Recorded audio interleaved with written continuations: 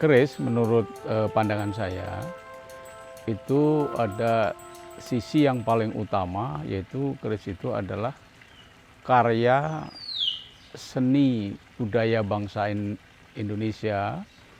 Tentu sejak dari nenek moyang kita yang adiluhung menjadi jati diri bangsa Indonesia.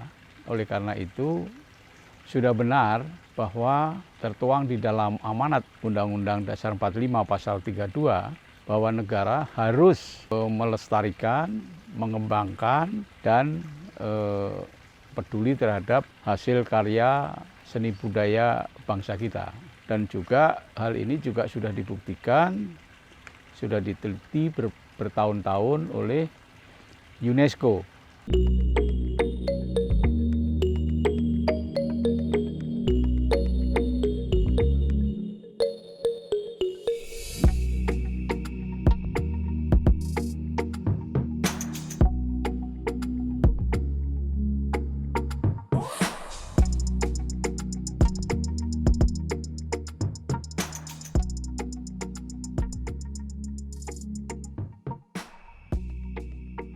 Sebetulnya masalah penilaian masyarakat perkerisan terkait dengan masalah mistik itu sebetulnya tergantung orang itu sendiri ya. Karena yang jelas bahwa keris ini adalah suatu benda pusaka, karya seni bangsa kita ya, yang menunjukkan bahwa keris ini pertama itu adalah Lok 1 ya. Pertama Lok 1 bahwa menunjukkan secara filosofis bahwa kita harus selalu ingat bahwa yang di atas sana yaitu Allah SWT, Tuhan yang Maha Esa.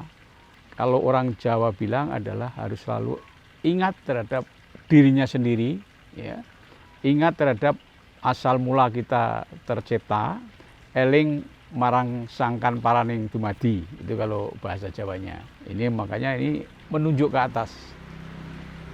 Ya, jadi di atas sana, jadi orang itu tidak boleh sombong, tidak boleh adigung adiguna, karena di atas masih ada yang paling atas. Ya.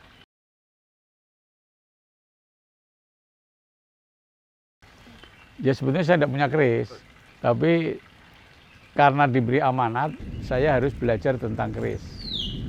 Dan disinilah saya mulai tertarik untuk mempunyai keris.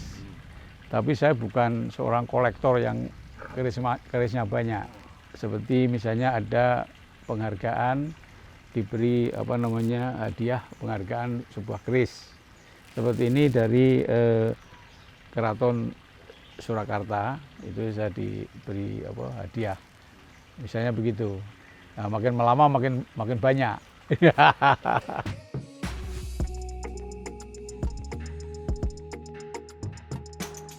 Ya sebenarnya begini ya, ini harus ada kesadaran kolektif, kesadaran bangsa kita bahwa leluhur bangsa Indonesia yang adiluhung, karya seni, artinya bahwa ini merupakan bagian daripada budaya bangsa kita.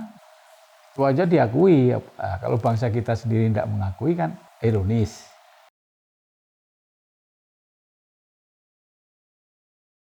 Justru ini saya membuat channel keris ini, saya mengajak supaya para kolektor, para penggemar, para pemerhati keris ini, mari kita terbuka, nggak usah malu-malu, karena keris itu adalah benda pusaka. Ya, yang sebenarnya keris ini kalau bagi saya mempunyai beberapa nilai. Yang pertama jelas yang diakui oleh UNESCO ini adalah karya seni. Kemudian yang kedua, kalau kita runtut terjadinya keris, ya, itu adalah keris ini merupakan peradaban bangsa kita. Sejak zaman batu itu juga bangsa Nusantara itu sudah membuat senjata tajam untuk melindungi dirinya dengan batu. Nah, perkembangannya dari peradaban ini, maka keris juga mempunyai nilai sosial. antara lain simbol sosial budaya, contoh misalnya pernikahan, itu bukan hanya orang Jawa loh, seluruh Nusantara itu simbolisnya adalah keris, dari Sabang sampai Merauke, walaupun bentuknya berbeda. Dia dari Aceh misalnya itu rencong, kalau di Papua itu adalah tombak, dan lain sebagainya. Kemudian juga mempunyai nilai edukasi, karena membuat keris itu tidak gampang. Contoh misalnya warongko, ini warongko, ini adalah simbol perahu. Bahwa orang hidup itu ibaratnya berlayar di tengah laut, selalu berhadapan dengan ombak, baik kecil maupun besar. Tetapi ini kita harus tetap kokoh. Nah itu. Kemudian kalau kita lihat lagi, ini cara membuat pamor. Ini mencampur besi, tembaga, dan batu meteor. Ini namanya adalah kerisologi. Ini aspek edukasi. Nah, nilai ekonominya ini ternyata banyak dan sangat prospek. Keris itu mempunyai nilai ekonomi karena ini bisa dipakai untuk souvenir. Nah, ekonomi sebenarnya kan hanya masalah transaksi kan, imbal balik. Juga keris ini dipakai untuk simbol dagang. Contoh, batik keris, Pangdam, Diponegoro, itu simbolnya keris. Nah, saya lucu, kunjungan kerja ke negara lain, malah souvenirnya keris. Prototipe keris itu saya simpen. Ada nilai yang namanya nilai politis. Soekarno kemana-mana itu selalu bawa keris. Kalau nggak salah namanya, kalau nggak salah ya, itu adalah Kiai Singklat. Nah, ketika Bung Karno kunjungan kerja bilateral ke negara-negara lain, atau presiden atau perdana menteri ke Indonesia bilateral, itu diberi souvenir oleh Bung Karno berupa keris. Artinya bahwa keris itu mempunyai nilai diplomasi politik. Para kolektor keris terus sembunyi-sembunyi, ngapain sembunyi? Terbuka aja seperti Pak Herman lah. Pak Jokowi setelah kita diakui oleh UNESCO bahwa keris itu adalah milik bangsa Indonesia, itu keris Indonesia yang dibawa ke Belanda dikembalikan. Kesimpulannya dari nilai-nilai itu, saya mengharapkan generasi muda, generasi milenial, tidak usah takut terhadap keris. Siapa tahu ya, generasi muda kita itu bisa membuat warongko bentuk lain. Ya tidak apa-apa tahu.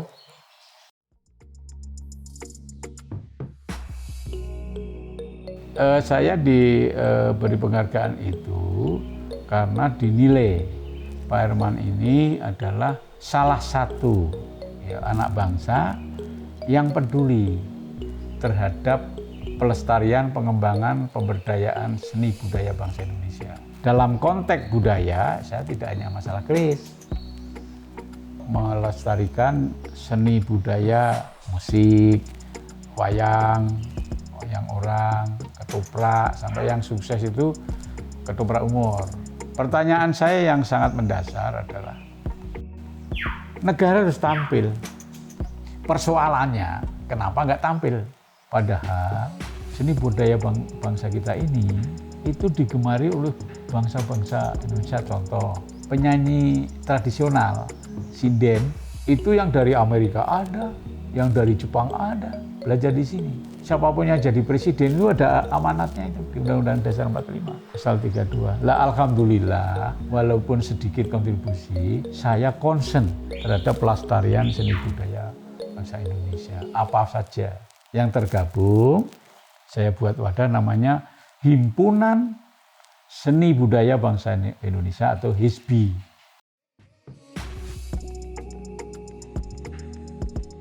Waktu itu tidak kewajiban tapi himbauan. Tapi ini Mas, seperti di hotel-hotel itu lobbynya itu ada simbol keris, bersini. Iya. Tapi sekarang udah digalakan lagi ya, enggak tahu.